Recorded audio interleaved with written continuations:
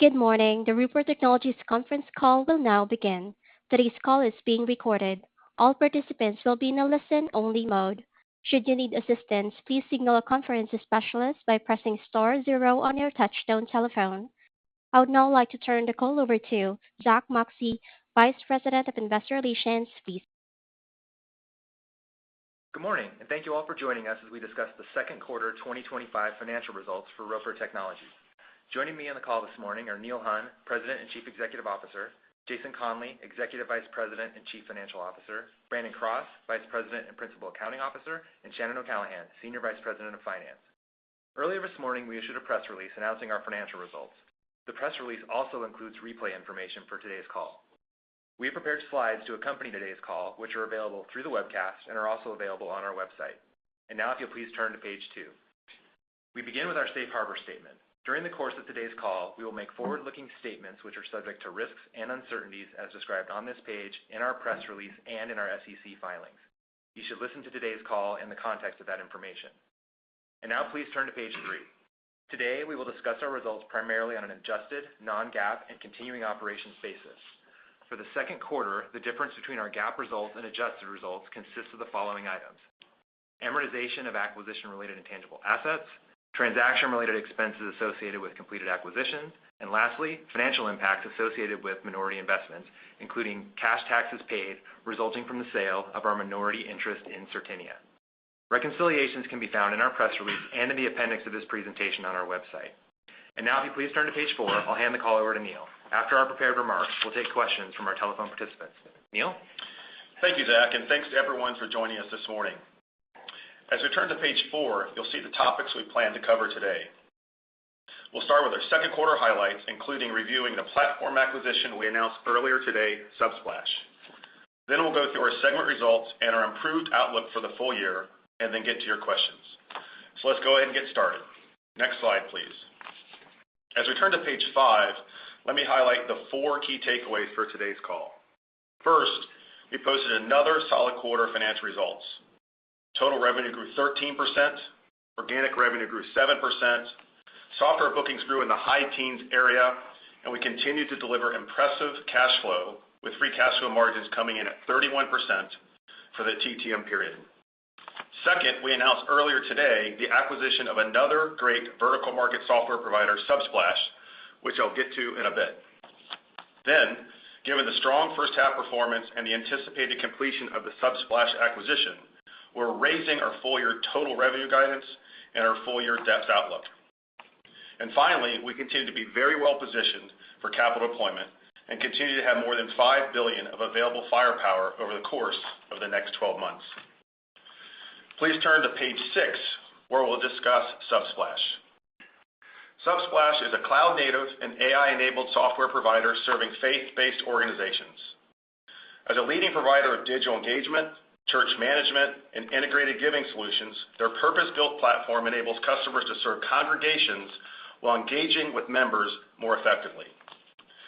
Subsplash partners with 20,000 faith-based organizations to help them become digitally native by deepening member engagement, reducing manual administrative burden through automation, streamlining content distribution, and integrating digital giving solutions, all supporting their customers' core mission. Simply put, Subsplash enables these organizations to allocate more time and resources to what matters most, ministering to and engaging with their congregation in a digitally native way, whether it be online or on an in-person basis. Importantly, this customer value proposition strengthens further as the company's AI-native capabilities are further deployed across the product stack. In terms of investment highlights, the purchase price is $800 million. We expect Subsplash to deliver $115 million of revenue and $36 million of EBITDA for the 12 months ending Q3 of 2026. This business meets all of our long-standing acquisition criteria: leader in a niche, competes on the basis of customer intimacy, has strong gross margins, and converts high levels of cash flow. Subsplash reflects the maturing leader acquisition profile of being a higher organic growth business, in this case in the high teens area, and competes in a $2.5 billion U.S. TAM with about half being currently served and potential to meaningfully expand internationally.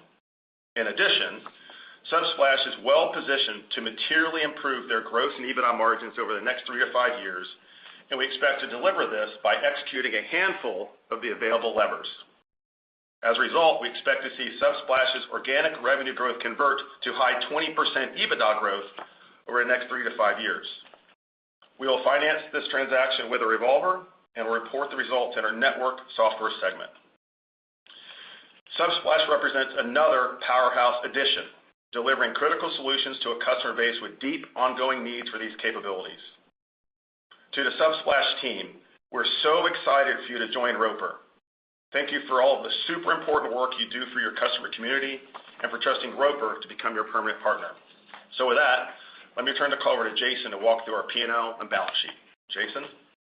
Thanks, Neil, and good morning, everyone. I'll now take you through our Q2 financial highlights on slide 7. The second quarter was another solid installment in what we believe will be a good year for Roper. Revenue of $1.94 billion was up 13% over prior year and well balanced, with 7% organic growth and a 6% increase from acquisitions, with CentralReach results contributing since the April 23rd close date. Organic growth was strong across the portfolio, demonstrating resilient demand for our mission-critical solutions.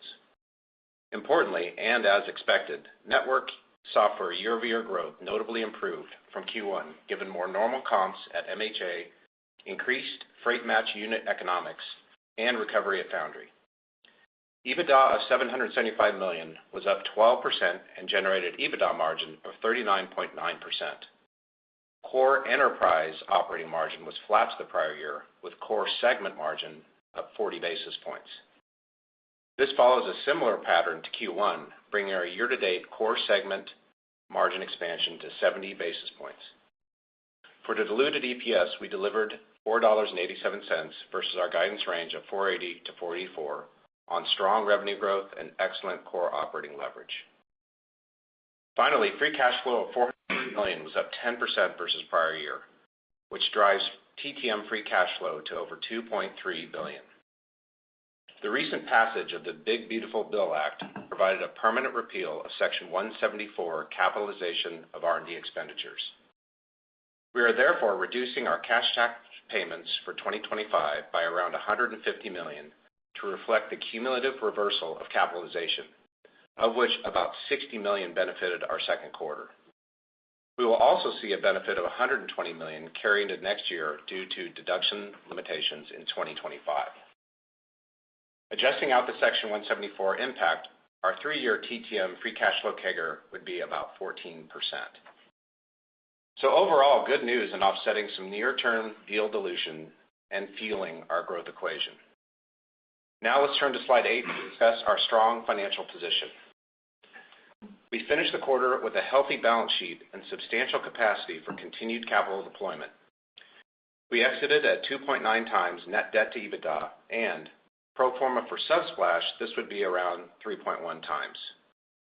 Additionally, our cash balance was $242 million, and our revolver had $1.4 billion drawn against our $3.5 billion credit facility. So even with Subsplash closing this month, as Neil outlined, this gives us over $5 billion in M&A firepower. This substantial capacity positions us very well to continue executing on our disciplined capital deployment strategy. To that end, while the sponsor-to-sponsor market is still somewhat muted, we are active on a number of both platform and bolt-on transactions that reflect the characteristics of higher growth and increasing long-term value capture, with Subsplash being a case in point. With that, I'll turn it back over to Neil for our segment highlights and guidance update. Neil? Thanks, Jason. As we turn to page 10, let's review our application software segment. Revenue for the quarter grew by 17% in total, and organic revenue grew by 6%. EBITDA margins were 42.9%, and core margins improved 70 basis points in the quarter. As we turn to the businesses, we'll start with Deltek. Deltek grew in the mid-singles range in the quarter, both recurring and total revenues. As highlighted on the slide, Deltek continues to have strong migration to their cloud offerings while the business continues to innovate at a rapid pace and is benefited by very strong gross and net retention. As it relates to the federal government contracting outlook, we believe the Big Beautiful Bill's spending priorities and sheer volume will be a catalyst for market growth, which has been tepid for the last 24 months or so. The timing of market reacceleration is still to be determined, but we believe it will occur over the course of the next few quarters.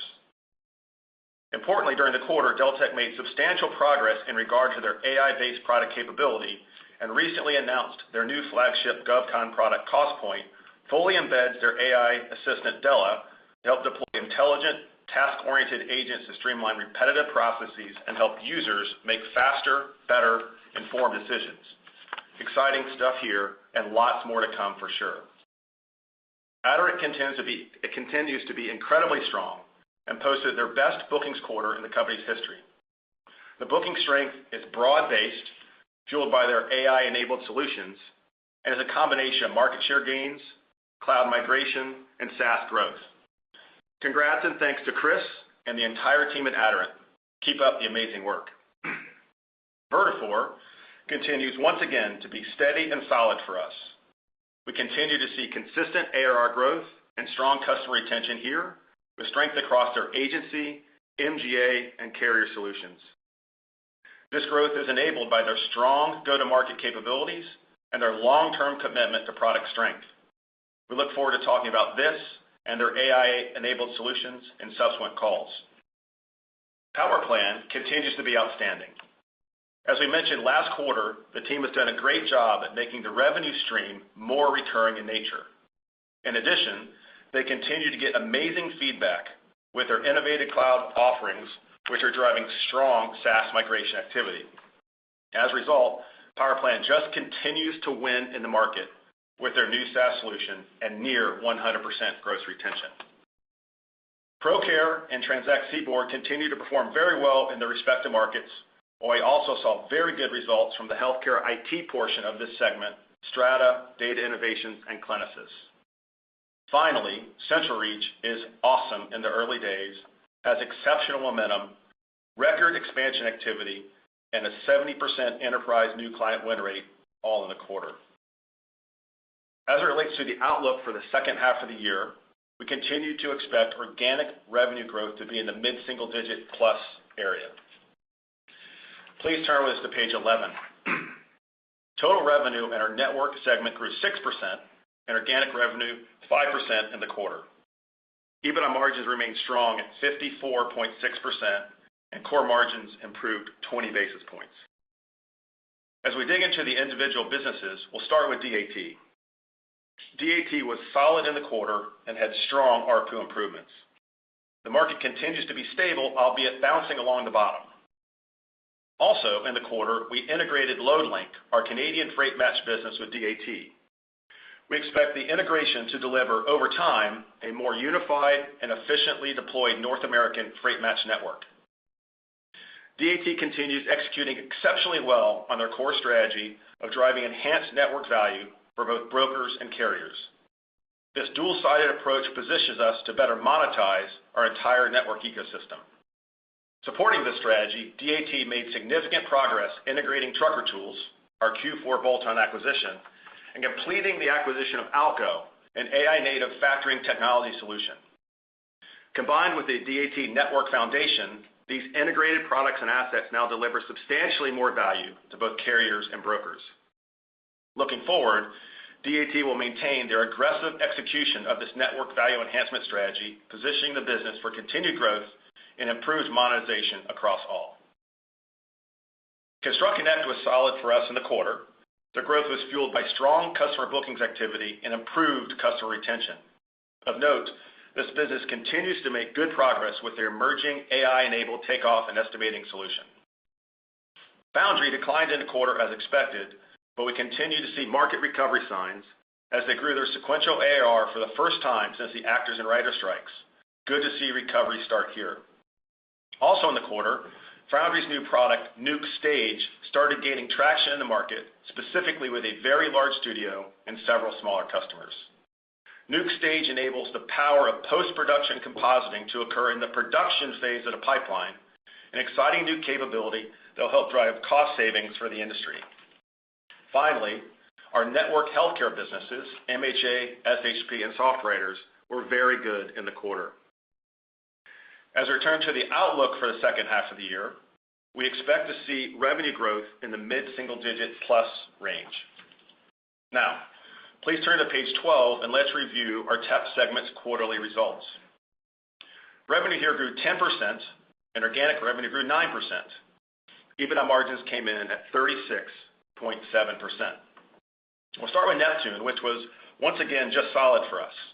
Neptune continues to do a great job with their ultrasonic meter go-to-market execution and continue to see strength in their data and software offerings. Verathon continues to execute at a high level as well. In particular, in the quarter, Verathon saw continued strength in their single-use reoccurring solutions, both BFlex and GlideScope. NDI was really good in the quarter. As discussed in prior quarters, NDI delivers proprietary and world-class precision measurement technologies to a wide variety of healthcare OEMs, which in turn enables the OEMs to deliver guidance-enabled solutions across many healthcare markets such as orthopedic surgery, interventional radiology, and cardiac ablation. Finally, there was strong execution which led to growth across CIVCO, FMI, Innovonics, IPA, and RF Ideas. Turning to the outlook for this segment, we expect to see high single-digit organic growth for the second half of the year with a stronger third quarter and a more difficult fourth quarter comp. Before turning to our guidance outlook, I'd like to reflect on our AI perspective, its transformational potential for customers and our enterprise, and the steps we're taking to build lasting advantage. Our strategy is focused and practical, applying AI to address high-impact, customer-specific challenges. We're confident that AI-based innovation substantially expands our business's TAMs, where we have a high right to win, and will be a core catalyst for our next chapter of growth. The true unlock, the magic, if you will, of AI emerges at the intersection of the specialized mission-critical workflows our customers rely on daily and our deep vertical market expertise. Our AI initiatives span all our businesses, and we're seeing early traction from compliance solutions to AI-enhanced products to AI assistants and intelligent agents that streamline tasks. We're building solutions that deliver tangible, high-value outcomes. Today, we have approximately 25 AI-enabled products either in market or in development. Importantly, our AI innovations create a positive halo effect across many of our businesses, driving booking activity for our broader product stacks. This is an exceptionally fun moment to be at the forefront of innovation, redefining and automating workflows across our vertical markets while unlocking new growth and building durable competitive advantages. Exciting stuff, for sure. So with that, please turn with us to page 14. Let's turn to our Q3 and increased full year 2025 guidance. Given our strong Q2 performance and anticipated closing of the Subsplash acquisition, we're increasing our total revenue growth guide to be in the 13% range. Our organic growth rate of 6 to 7% for the full year remains unchanged. Finally, we're increasing our full year DEPS outlook to be $19.90 to $20.05, which includes about a nickel of Subsplash dilution. Our guide continues to assume a full year effective tax rate in the 21 to 22% area. For the third quarter, we expect adjusted DEPS to be between $5.08 and $5.12, while absorbing 3 cents of Subsplash dilution in the quarter. Now please turn with us to page 15, and then we'll open it up for your questions. We'll conclude with the same key takeaways with which we started. First, our second quarter financial results were quite good. Second, we announced the acquisition of another market-leading vertical market software business, Subsplash. Third, given our solid start to the year, we're raising our full year guidance. And finally, we remain well positioned for further capital deployment. Relative to our financial results, we grew total revenue 13% and organic revenue 7% in the quarter and delivered 31% free cash flow margins in the TTM period. We're delighted with our acquisition of Subsplash. As discussed, this vertical market leader is mission critical to the delivery of digital engagement, church management, and payments to 20,000 faith-based organizations and has several embedded growth drivers that will support its high teens revenue growth and expanding margin profile. Next, we're raising our full year outlook. And finally, we continue to be very well positioned with more than $5 billion of available M&A firepower to deploy capital towards leading vertical market software businesses. Our M&A pipeline continues to be very active, and our teams are engaged on several opportunities. As usual, we're excited to pursue these opportunities with our unbiased and disciplined approach. Prior to turning to your questions, and if you could flip to the final slide, our strategic compounding flywheel, we'd like to remind everyone that what we do at Roper is simple. We compound cash flow over a long arc of time by executing a low-risk strategy and running our dual-threat offense. First, we have a proven, powerful business model that begins with operating a portfolio of market-leading, application-specific, and vertically oriented businesses. Once a company is part of Roper, we operate a decentralized environment so our businesses can compete and win based on customer intimacy. We coach our businesses on how to structurally improve their long-term and sustained organic growth rates and underlying business quality. Second, we run a centralized, process-driven capital deployment strategy that focuses in a deliberate and disciplined manner on cultivating, curating, and acquiring the next great vertical market leading business to add to our cash flow compounding flywheel. Taken together, we compound our cash flow over a long arc of time in the mid-teens area, meaning we double our cash flow every 5 years or so. With that, we'd like to thank you for your continued interest and support and open the floor to your questions.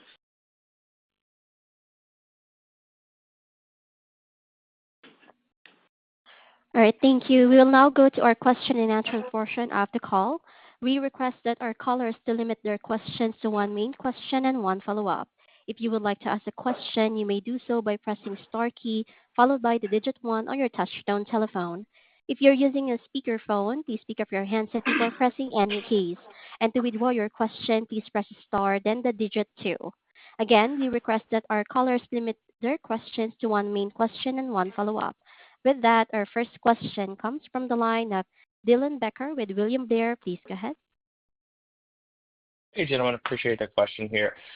Maybe Neil, starting for you, kind of the resiliency and strength across the software segments of the business. Can you kind of just give us a general breakdown of again, the emphasis that your customers are kind of focusing on around productivity, kind of in a current context, how that's layering in momentum around AI, and maybe this prolonged period of uncertainty, if there's any easing that you're seeing there as they can't necessarily sit on their hands from a decisioning standpoint forever. Thanks. Yeah, so appreciate the question. So first, it was nice to see the high teens bookings in the second quarter. It gives you a sense that in the nooks and crannies of the market that our businesses serve, things are okay. Also, I'd remind you and everybody that the end market exposure we have generally, not exclusively, but generally are less tied to macro. Think, education, legal, insurance. I mean, these are areas that healthcare for sure that are generally less macro sensitive. But they don't ignore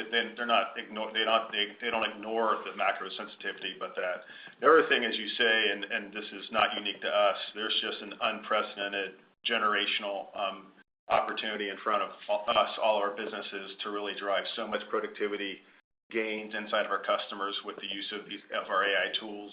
I'm sure others will have questions on this, but lots of momentum in terms of the knowledge that's being built up inside the company, and that translating into products into the market, and then many more products are in development. So that's very exciting. For instance, in Aderant, it was one of our faster growing businesses in the quarter. We're probably our first company to get actual AI-based products, automation-based products into the market, and you see that translating into their bookings activity, not just for the AI-specific product, but for the drag along of existing tech stack with it as well. Perfect. Very helpful. Thank you. And then maybe on within some of the recent acquisitions as well, too, more of a kind of a payments orientation. Outgo, obviously, within DAT as well. I guess, can you just kind of give us a broader overview? You have a lot of value across the network and platform. You're driving incremental adoption, kind of how you're thinking about the positioning of embedded and layering in kind of more payments functionality across the suite and how that can kind of tie into broader TAM expansion. Thank you. Yep. So certainly with ProCare, certainly with Subsplash, a little bit, or with Transact and Seaboard, there is a payments element. The thing that's essential to all three of those is that the right to the payments opportunity is earned through the software, and that's very much the case across all three. So we view it as a software-led, heavy R&D-led to earn the rights. It's a very natural control point to have the payments. I'd say it's not a thematic. I would not read too much into the last three transactions, four if you count Alco, that have a payments angle, that we have a strategic decision's been made that we want to layer more payments. I think it's more coincidental than anything else. The other thing about payments is it does create, if payments and software and a network effect as well. It just creates a ton of stickiness. These businesses tend to have very high both gross and net retention.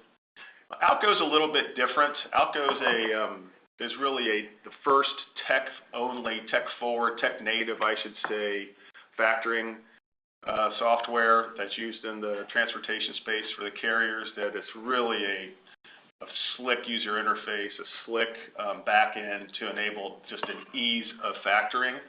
And so it certainly is. It enables commerce and payments, but it's a slightly different payments setup. Perfect. Thank you, guys. Appreciate it. And your next question comes from the line of Brent Thill with Jefferies. Please go ahead. Good morning. Neil, throughout the quarter, I'm just curious, did you see any signs of the tariff headlines or government spending slowdown impact anything, or perhaps throughout the quarter, maybe things got better as you went through into the back of the quarter? Can you just give us a sense of what you saw in terms of the business trends through the quarter and how that's trended so far in July? Yeah, so on just the broader macro, the tariffs is obviously all in our TEP business is relatively small. I think we said last quarter it's in the $10 to $15 million range. It's still in that. The team's working very hard to mitigate. They've mitigated some of that in supply chain, mitigated some of that in pricing. So I think it's too early to call it non-effect, but for relative to others, it's quite small.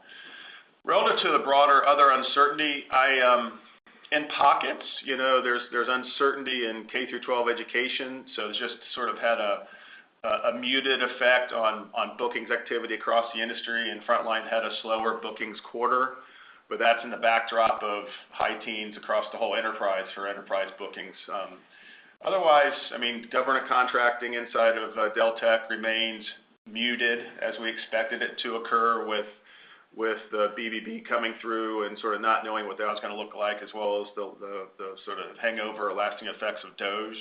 But I said in the comments relative to Deltek, we think the big beautiful bill is what the industry's been looking for the last 24 months or so to unlock and sort of get things moving again, given that one, there's just a lot of spending in the bill relative to the government contracting, but more importantly, or maybe equally as importantly, is the category of spends from civilian to defense. DoD, DHS goes from a relatively low spend where it's contractor spend to a higher contractor spend. Said differently, civilian spending is a low contract percentage and defense spending is a high contract percentage. So it should be the unlock. The timing's to be determined, so there's still got to get contract and get the spending into the market, but it should be measured in a small number of quarters, hopefully. Yeah, and the timing is definitely the question, because you've got agencies that don't have employees that we normally interact with. So you've got just a tactical problem at this point. But the demand's there. The pipeline's very strong at Deltek. Great, thanks.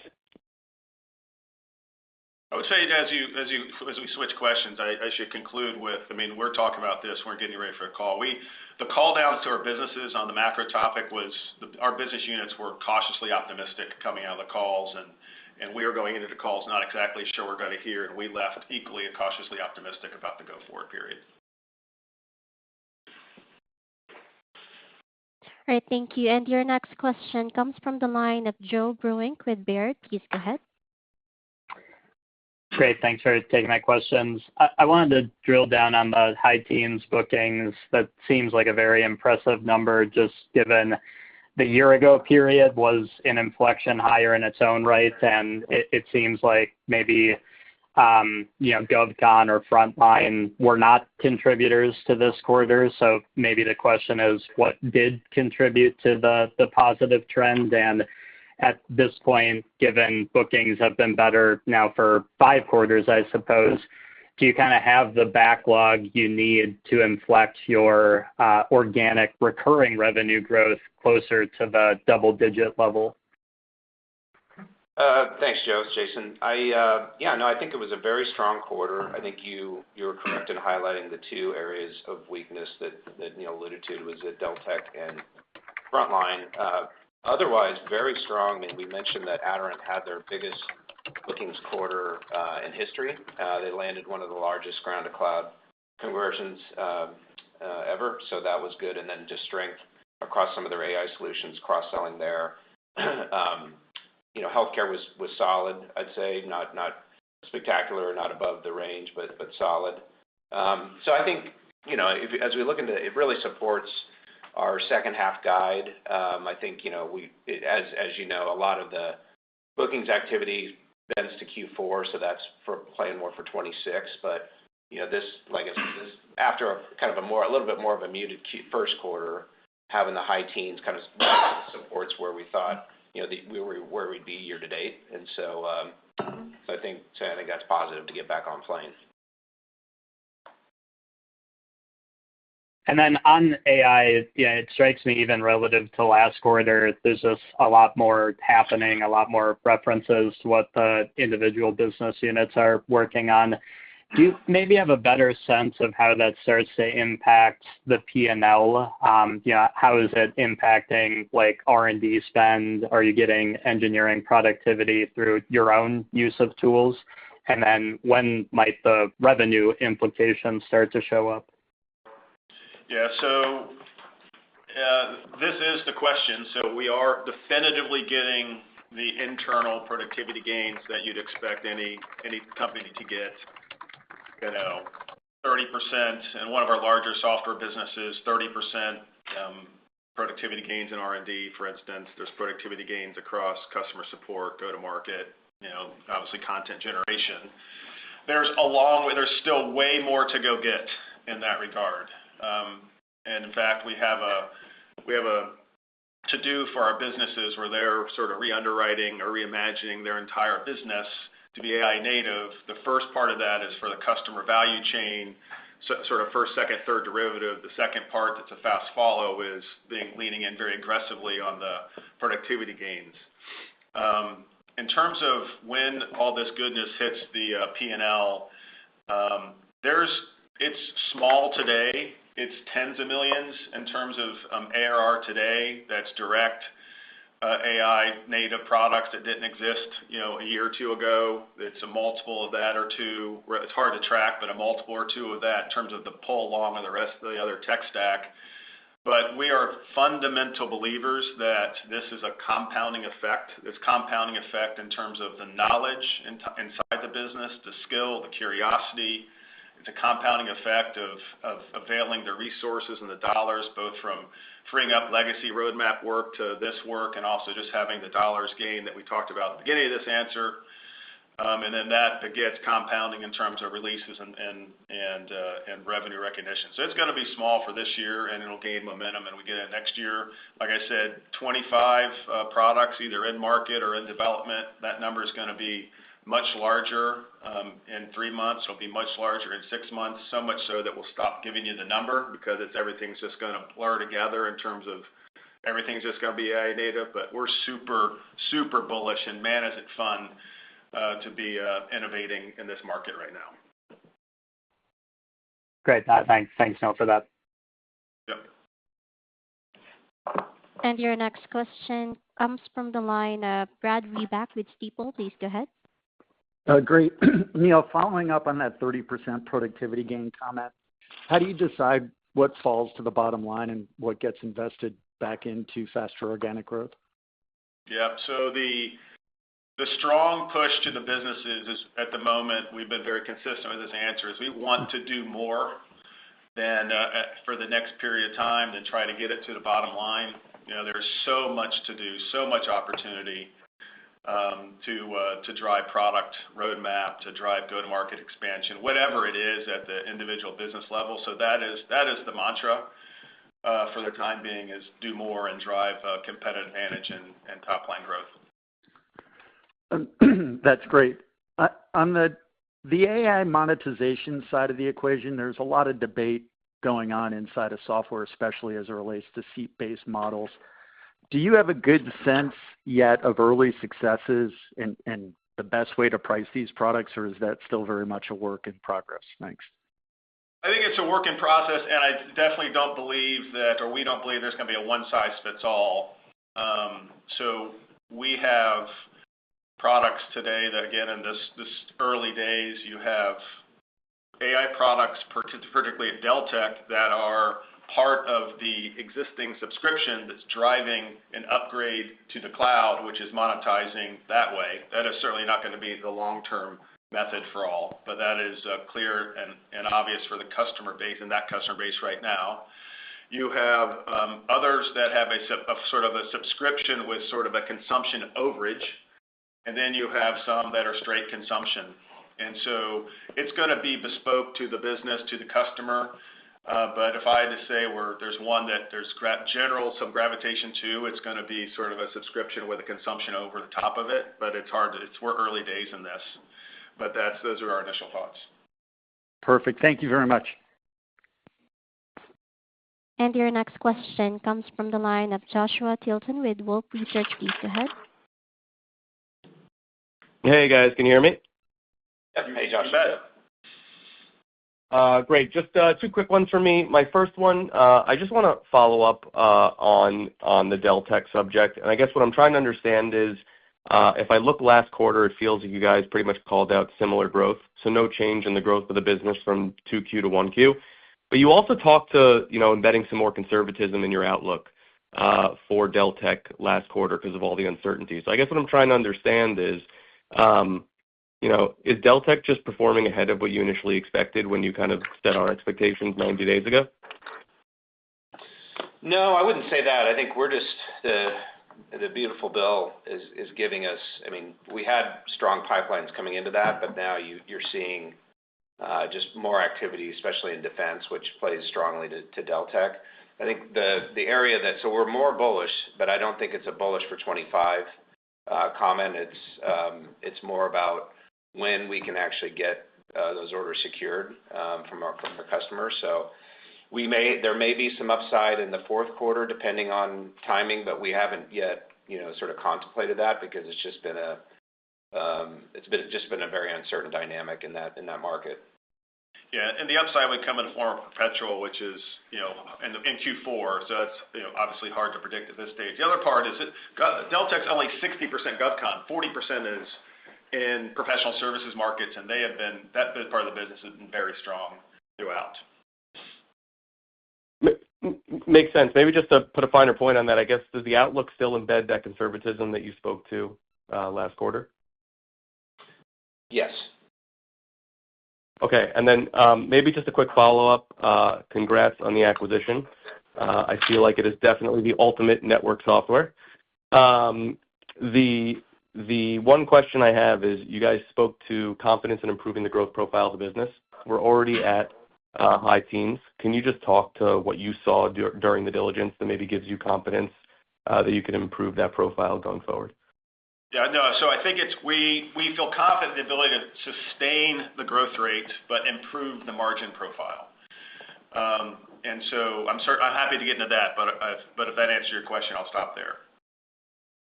Oh, I'd love to hear that as well, please. Figured as much. So, hey, just to give you a sense on the growth rate of the business, so faith-based organizations, churches, are super early in their modernization or digitization, if you will. I mean, the TAM is only 50% served from a tech point of view, and really just now the technology is and the competitors and vendors in the space can sort of have a modern church management that manages the church, manages the engagement with the guests as well as the closed loop donor sort of economics and sort of how that ties together in a single platform. So there is just a general wave that we get to ride there. Second is Subsplash is, I would call it really the second generation technology platform that's in the market. So very similar to, a decade ago with our Strata business where we bought the new tech stack. It's demonstrated its ability to gain market share in this growing market, which is why this business will continue to grow above the market at the top line. Now, on the margin structure, there is, the prior owner, K1, did a great job from growing this business from a small business to a slightly larger business, but left lots of opportunity to sort of, if you would just generically call it professionalize the business. Tim's done a great job running the business for sure, but there's opportunities in almost every part of the cost bar you look at: cost of sales, go-to-market, R&D, the way you can improve the payments, sort of what's underneath the hood relative to the payments infrastructure. So there's a dozen plus more levers available. We've underwritten to about half of those in the margin improvement, where over the course of the next 3 to 5 years, it'll look like not quite as high as the network margin, but meaningfully improved, substantially improved from where it is. Final thing I'd say on that is just to remind everybody, our strategy for the last 3 years is to buy these maturing leader profiles, which this is just that. And so you get a business that is earlier in its life cycle relative to the SAM-TAM conversion, and then they get to scale another cost structure, which unlocks more value for our shareholders over time. Very helpful.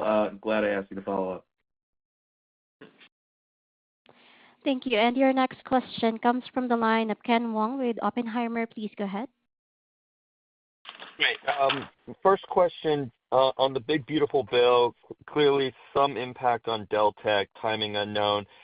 As we think about some of your other segments, have you guys thought through what tailwinds, headwinds might potentially impact some of the other sectors that you guys cater to? Yeah, so quite a bit, as you'd expect. So I think we've drained the Deltek, so I'll leave that unless you have follow-up questions there. Obviously, we have a lot of exposure to healthcare, but whether it's all indirect to the payer, to Medicaid, everything's indirect, obviously. We serve providers of healthcare, either through healthcare IT or with medical products. As you dig into sort of what the 10-year Medicaid sort of impact's going to be, the estimate is roughly 12 million people will roll off of Medicaid, but somewhere between 5 and 7 million of those will go on to some other commercial or ACA coverage. So the net effect of total dollars is going to be, our estimate is flat to up over this period of time. So we would expect there to be, minimal, if any, impact, call it just neutral for our franchise. Final thing I'd say, I've been around healthcare IT for my entire career, 25 years or so, and the one constant is there is always reimbursement pressure on the providers, whether it's commercial, Medicaid, Medicare, or whatever it is, and it's just a way of life. And when you serve that community, if you do one of two things, you generally are going to be in a good spot, which is if you deliver a tangible hard dollar ROI, which essentially all of our healthcare IT assets do, or if you deliver a clinical benefit that is unique and compelling, which every one of our medical product businesses do. And so it's sort of a neutral. And then on K through 12 and higher ed, we would call that neutral-ish as well. Certainly K through 12, there's small dollars that are tilting towards private, but for the larger K through 12 public enterprise, it's largely a non-event. And on higher ed, it puts more pressure on performance, if you will, for the higher ed institutions, which plays into the theme of our Transact investment, which is better engagement of the students so they can attract the students and retain the students, which is exactly what our software and capability does there. And I would just add on healthcare, our CentralReach business, the Medicaid impact is more to adults than children, and most of the end consumers and children, so fairly muted impact there. And then a lot of our alternate site healthcare businesses are more indexed to Medicare versus Medicaid, so again, not a huge impact. Got it. Fantastic. And then just a quick follow-up on the record Aderant quarter.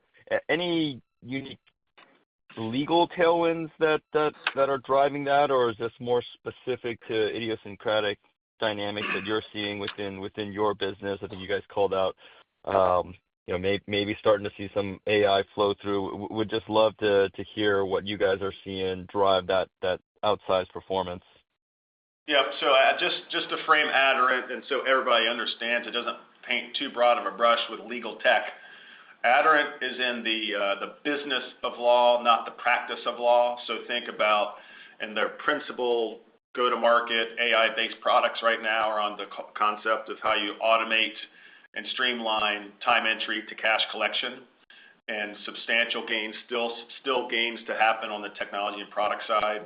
So Aderant over 8 or 9 years has been the clear market share winner. I mean, going from 30 to 55% market share, plus or minus, the largest law firms in the world. And there's a large move to cloud that is still happening there, which is driving the bookings.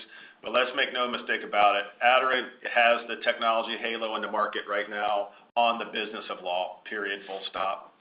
Final thing is the largest law firms are winning in the market, right? They're gaining share, and so we're riding along with that as well. Perfect. Thank you. You bet. And your next question comes from the line of Terry Tillman with Truist Securities. Please go ahead. Yeah, thanks. Hi, Neil, Jason, and Zach. A lot of my questions have been answered, but you have a bunch of platform businesses, so I still have a few. One thing I was going to ask about ProCare is it's starting to move into the organic calculation. I think you all had some leadership changes, go-to-market investments, and also I think you were working on improving attach rate of payments. Just how's ProCare performing? Particularly, it's becoming more of an organic calculation. Then I had a Neptune follow-up. Yeah, sure. So ProCare, the first year was mixed. The first year, it under-delivered on our expectation on growth. It was more like a 10-ish% grower with our expectation of 15%.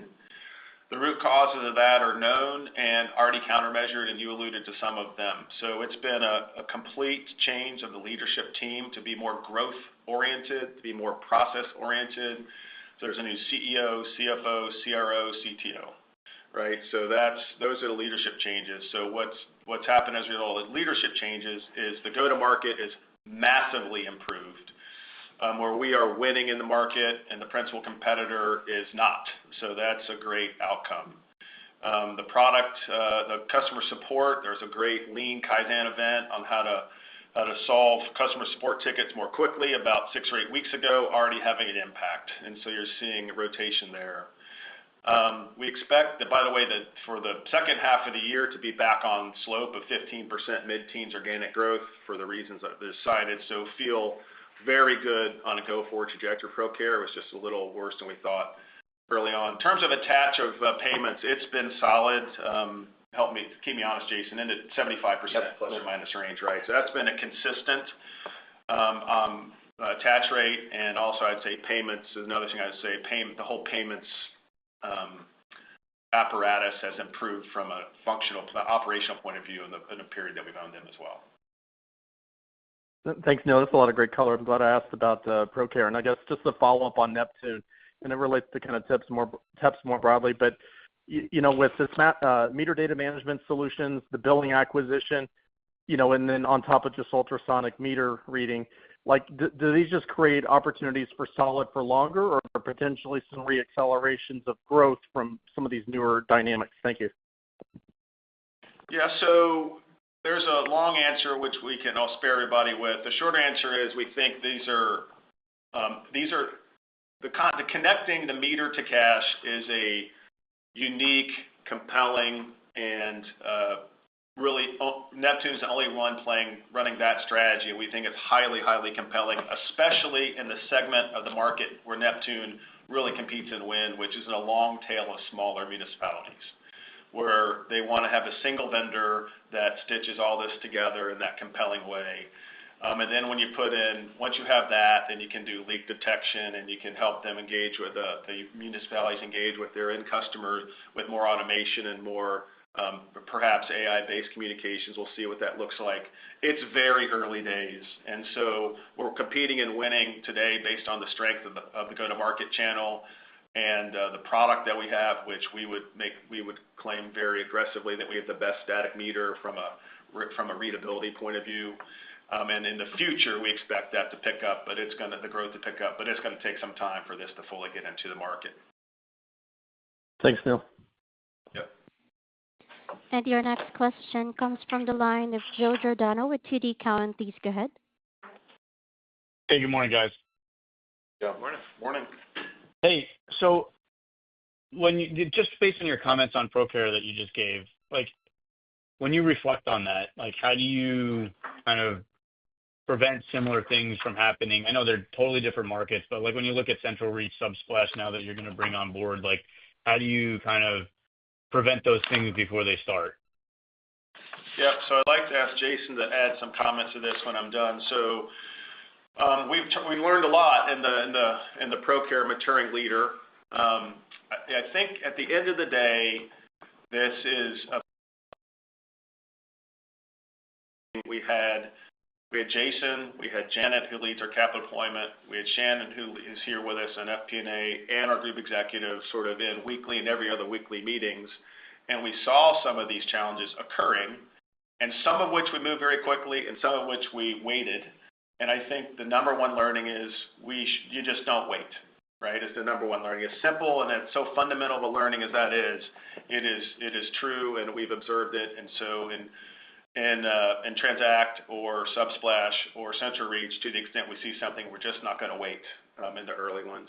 The other thing, but I'll let you take it from there. Anything you want to add, Jason? Yeah, no, I think it starts in diligence, and we have now, I think, staffed up appropriately in certain areas where if we don't see the proper telemetry on a business or just some of the infrastructure, we can help the business sort of illuminate that so that we can have conversations that'll drive actions quicker. And so that was another key learning at ProCare. And so we've got a pretty rigorous schedule and execution plan on every deal. We thought we had one with ProCare, but now as you learn, you fine tune that a little bit more. And since then, be it Transact or Central Reach, we've had a much smoother integration. Both of those are tracking really well on our value creation plan, and so good lesson learned for us. Final thing I'd say on that is when we did our postmortem with ProCare of the board, the last board meeting, we summarized it in that we got the slope right. So the market growth, the competitive intensity, the competitive positioning, the number of jump balls, the right to win in payments, all of that is the slope of the forward growth rate. We got exactly right, if you will, slope. The intercept we got wrong, right? And so the good news is the intercept is things are 99% in our control about the way you operate the business. And so I just wanted to give you the context. We went straight into what we did, but it would be harder and be a bigger issue if the slope was wrong, if we got something wrong about the market growth rate or the competitive intensity, but that is all fully intact. Fair. On Subsplash specifically, can you talk about the market landscape there a little bit and the competitive landscape? I mean, I guess it doesn't feel like a structural growing market in terms of like the total TAM, I guess. But it was interesting to hear like only 50% served. So just curious to hear like what the competitive landscape is. Yeah, so just to give you some sense of the market size or the market, it's about a $2.5 billion market for software. Like I said, about half served. In terms of church attendance, call it flattish over a 20-year period of time. The last 2 or 3 years is up, low single digits, but we've sort of assumed just flattish church attendance. And this is all U.S., I should say. The number of faith-based organizations, the number of buildings is actually up a couple percent. And then giving is actually up about 4 or 5% over the last 10 or 20 years. And then on top of that, then you have the digitization going from essentially no technology to manage, operate, engage with the congregates to now starting to do that. And so that's why you have a sort of call it 9-ish% growth rate in the market, and then the ability for this company to compete and win on top of that, which they've done for the last 5, 6, 7 years. So there's a lot of penetration to still happen there. The import also relative to the competitive intensity, there is engagement technology, which Subsplash really created, invented, is a clear market leader. When you use modern day engagement technologies, and this is more than just websites and live streaming for churches, then you find there's a 15% increase in donations when you engage the congregate that way, which then loops in the ability to drag along the church management software and other elements into this single stack. So lots of good flywheel effects here that the company's demonstrated in their most recent history, and we've underwritten to going forward. Final thing is something like 50% of donations in churches are still cash and checks, so there's still a large digitization of payments as well. Thanks, guys. Thank you. And your next question comes from the line of Deane Dray with RBC Capital Markets. Please go ahead. Thank you. Good morning, everyone. Good morning, Dean. Hey, just want to circle back on the DAT and LoadLink combination.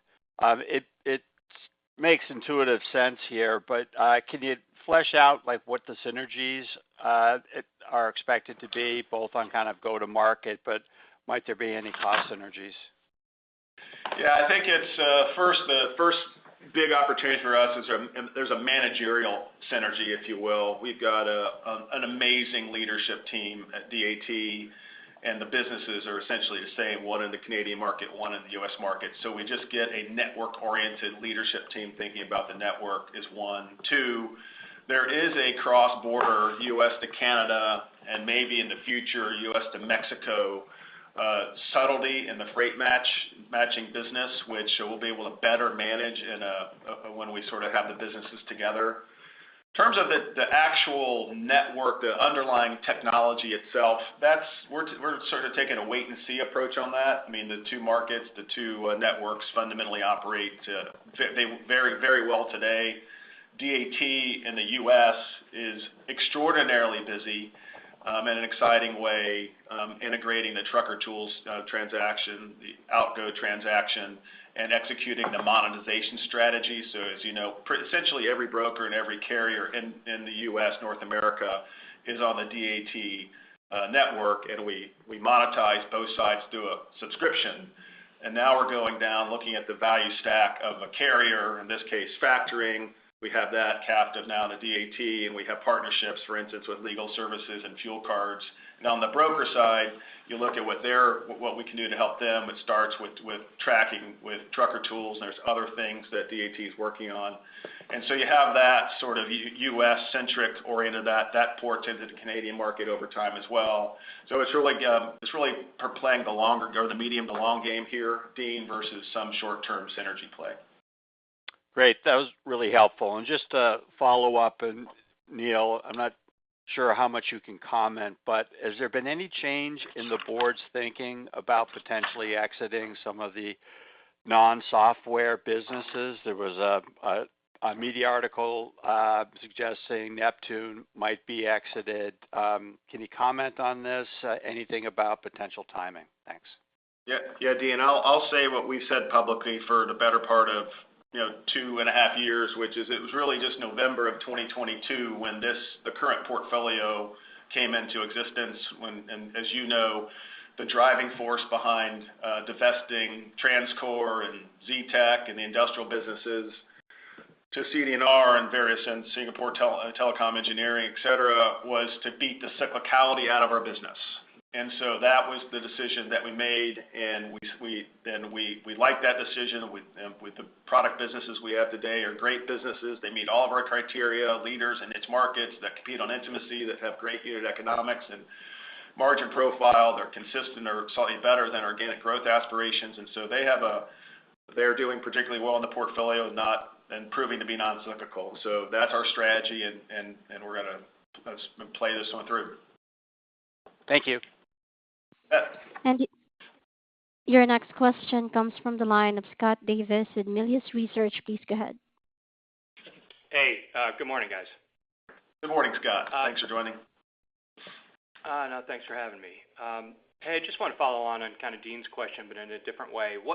When you think about the structural change that has occurred at Roper, which has been pretty meaningful the last few years, and now you include Subsplash, which seems like it's a pretty interesting deal. But what do you think your core growth rate or kind of entitlement growth rate has changed? Kind of, I don't know, just say 2022 to 2026?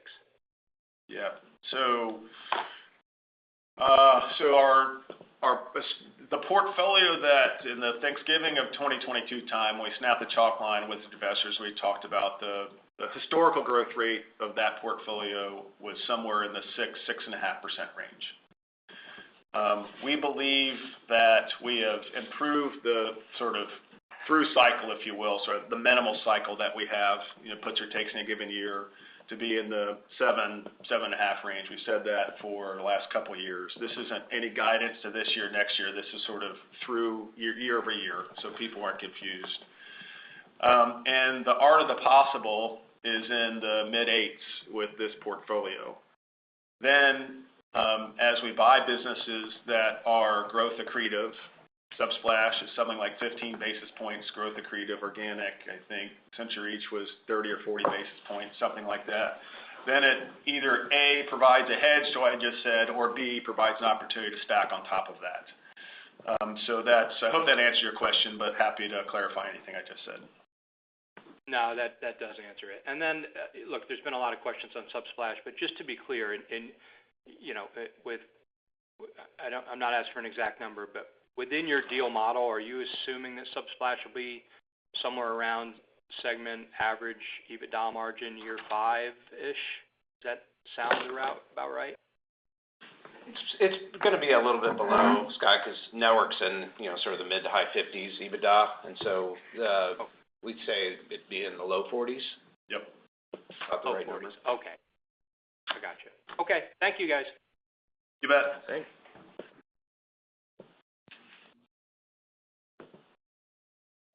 And this concludes our question and answer session. I would like to turn it back to Zach Moxey for any closing remarks. Thank you, everyone, for joining us today. We look forward to speaking with you during our next earnings call. And the conference has now concluded. Thank you for attending today's presentation. You may now disconnect.